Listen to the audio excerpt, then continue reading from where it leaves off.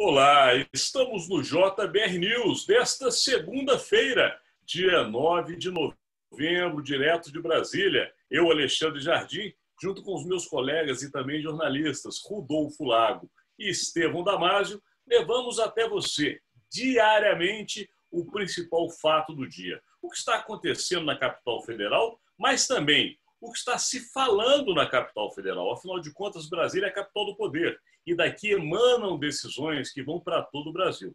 Lembrando que este conteúdo é um conteúdo do Grupo Imagem e Credibilidade em parceria com o Jornal de Brasília, o grande jornal da capital do país. Então vamos lá. Lembrando, meus amigos, nós estamos agora, após as eleições norte-americanas, né, que tomaram de nós todas as atenções, e não foi à toa, porque de fato foi uma eleição que marcou a história do mundo. Nós agora temos que tratar da nossa história. Afinal de contas, no próximo domingo, dia 15 de novembro, acontecem as eleições, ou melhor dizendo, o primeiro turno das eleições municipais deste ano. Então vamos lá. Rodolfo Lago tem um quadro geral, está atento a este assunto. Está contigo, Rodolfo. Pois é, Alexandre, Estevão, nossos amigos.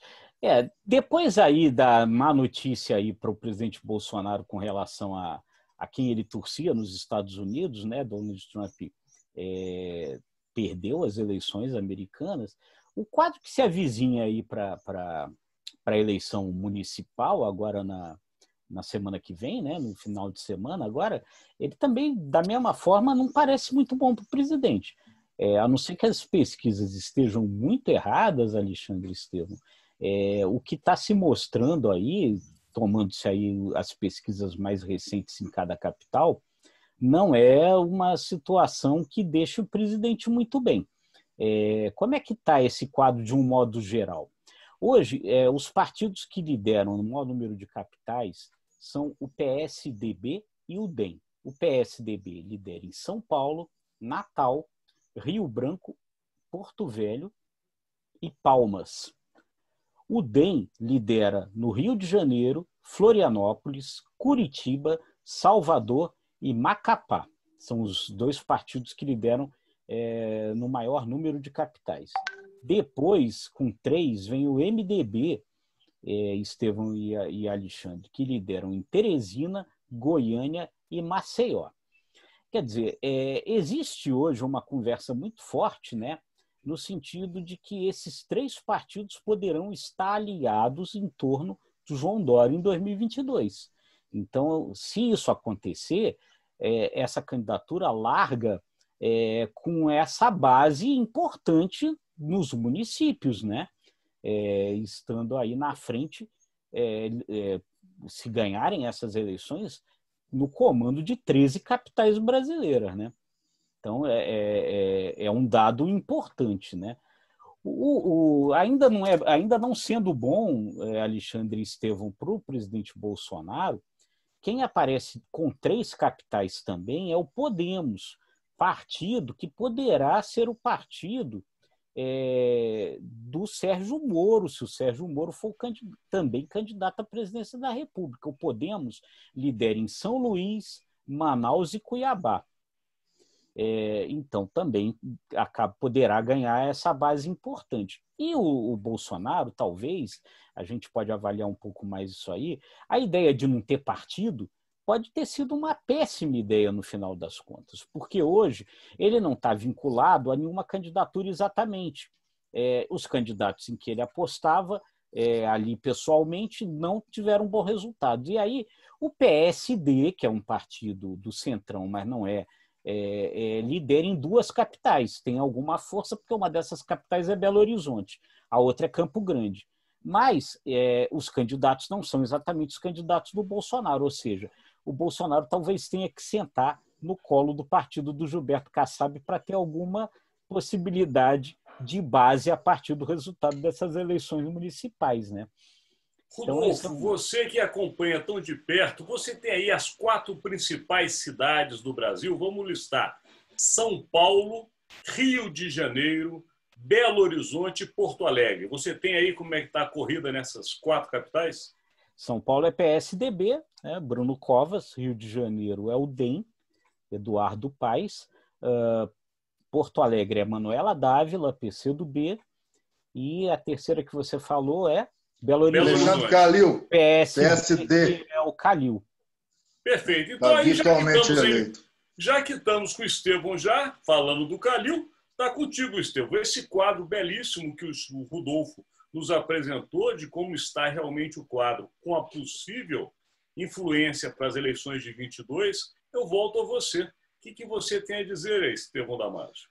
Eu acho que se esse quadro traçado pelo Rodolfo se confirmar no próximo domingo, né, nós temos algumas mensagens muito importantes endereçadas especialmente para o presidente Jair Bolsonaro.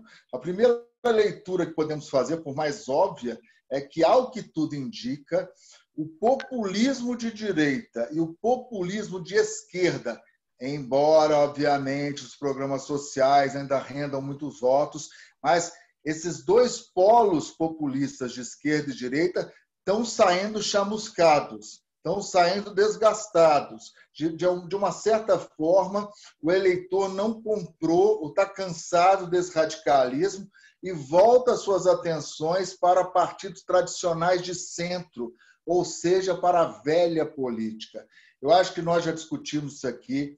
A dita nova política, ela se dissolveu feito um castelo de areia, principalmente no Rio de Janeiro. O Witzel, que num primeiro momento nós não sabíamos nem pronunciar o nome dele, que era novidade, já caiu por terra. Isso pode ter causado uma desilusão em parte do eleitor.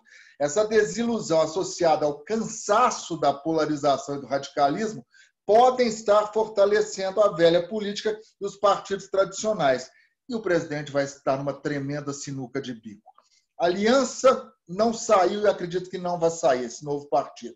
O PSL, reconstruir o PSL, não acredito. Ainda há muitas rusgas. Bolsonaro não é muito bem-vindo no PSL. Major Olímpio é um radical, agora contra o presidente da República. Então, acho que o caminho é o colinho do Kassab.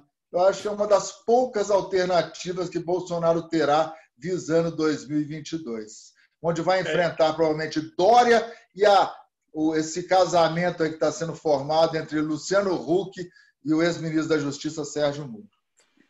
Esse aí nós temos que conferir de perto. Agora, você chamou a atenção, o PSL de fato, Estevão, até pelo simbolismo que é São Paulo e pela força que o PSL teve, lembrando que grande parte ou os principais parlamentares saíram justamente de São Paulo, nesta eleição na capital paulista, o desempenho está pífio. Não é isso, Rodolfo? Praticamente lá atrás, né? Pífio. Joyce, né? A Joyce Hasselman está lá para trás, né?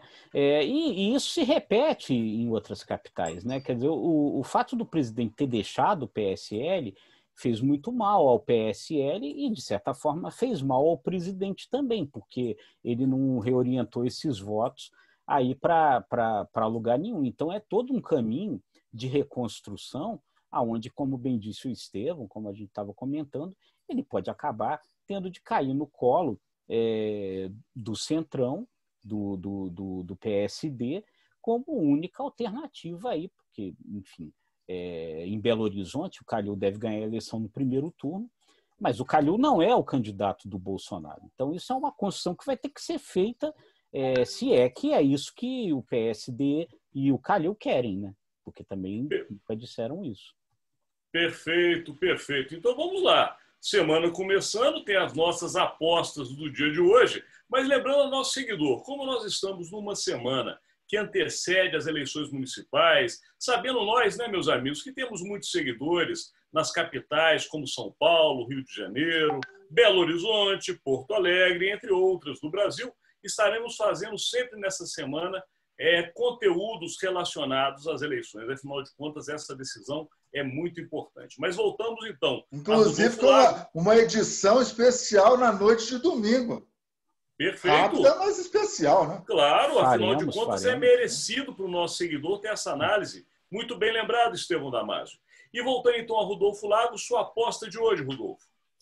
Olha, Alexandre, eu estou achando que é o seguinte, resolvida a eleição americana, nós temos aí a reta final das eleições municipais, mas eu acho que essa semana o presidente Bolsonaro e o senador Flávio Bolsonaro, filho dele, não escaparão de ver crescer a gravíssima história da rachadinha lá no Rio de Janeiro, né?